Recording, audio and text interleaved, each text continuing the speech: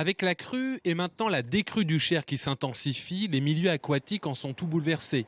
Au pôle nautique de Tours, la fédération de pêche a été prévenue de l'apparition de carpes et de poissons blancs type gardon ou brème sur le parking.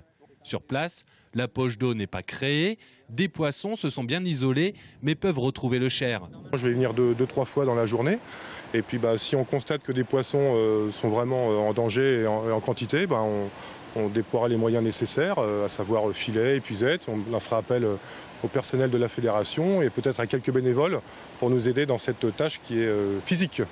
Pas de filet ni d'épuisette aujourd'hui, les cours d'eau autour du pôle nautique sont reliés.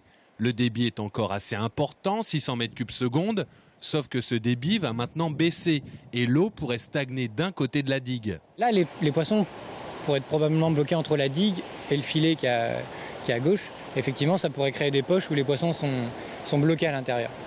Parmi les autres animaux touchés par la décrue et la crue, il y a aussi les mammifères terrestres et parmi les plus gros, les vaches.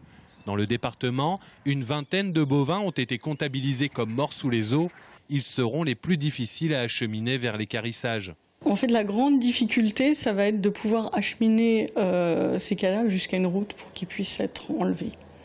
Donc effectivement, les propriétaires des animaux, le cas échéant, vont essayer de le faire.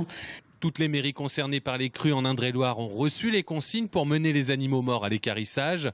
Pour les poissons du pôle nautique, ils devraient être sauvés des eaux demain par les agents de la Fédé de pêche.